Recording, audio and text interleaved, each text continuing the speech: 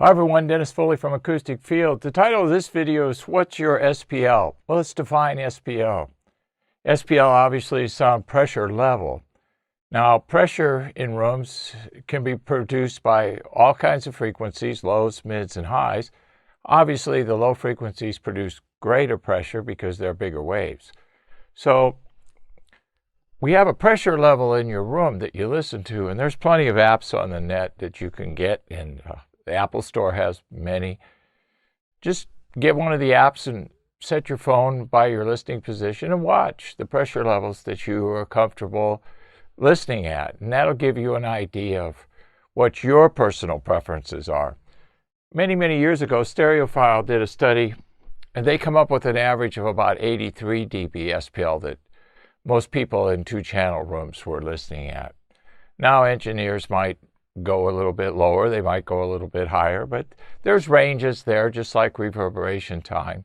It's subjective, and also, very importantly, it's a big factor in the resolution of your room, okay? So we have all kinds of usages: two-channel, home theater, mixed live, higher pressure, less resolution, always. The more pressure, the less the resolution, because the more pressure just creates more issues within the room, which are distortion. And they accumulate, and they build upon each other. Modes, reverberation, noise floors, all of those issues are related, and they build upon each other. Quantity is not quality, okay? I know people today are big, big, big, more, mas. It's not how we need to think about music and voice inside of our rooms. If we have less pressure, we're going to get greater resolution.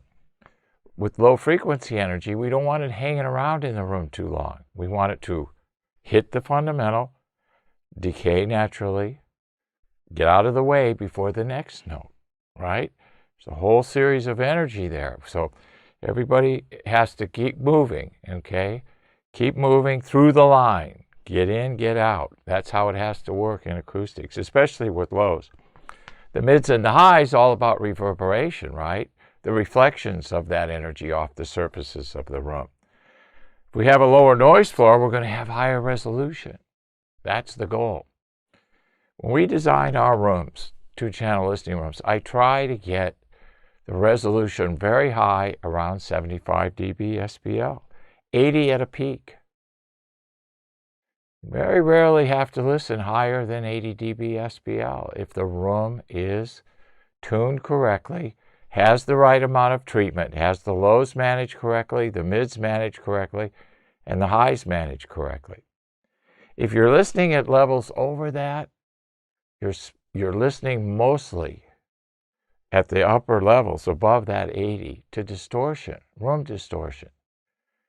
I know it's a hard thing to grasp. I know it's a hard issue to understand. But if you're comfortable at a certain pressure level in the room, you can hear more of the music at that pressure level.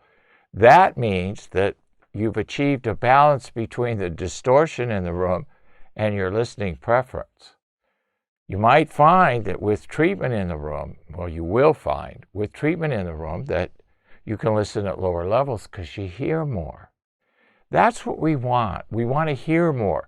And doing this with the gain knob, it's not getting us more. It's getting us more energy, more issues in the room. Okay. Now, granted, we need to have a certain pressure level in order to make things work. If we're having normal conversation, 60, 65 dB SPL is a good normal listening level to work with. Our ears and our hearing mechanism works good.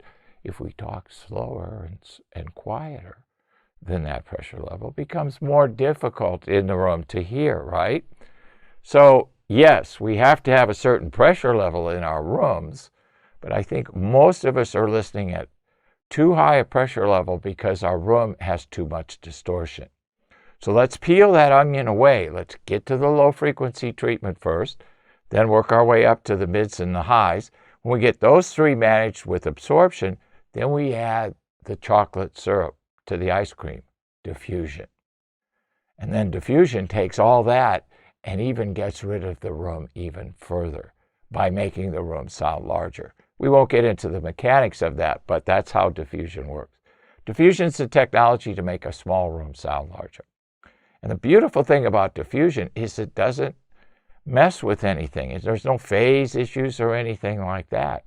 If you do your homework and get your reverb times managed correctly, get the attack and decay rates in the room managed correctly, and then add diffusion, it's like you're listening outside with no room. Amazing, amazing technology. So what's your SPL? Figure it out and then start to take measures to lower that. Try to get down into that 75 to 80 dB range. Hope this helps. Thank you. Thank you for watching this video, and if you liked it, please give us a thumbs up. We also have a newsletter that you can subscribe to, so please do that because we offer special price discounts to only those on our newsletter. And then don't forget about our forum. We have started a forum on our own website where people ask questions, and I usually get a chance every couple of days to look at it. There's an interchange between people on the forum, and we'll give you real answers on a regular basis, so that'll help you. Thank you.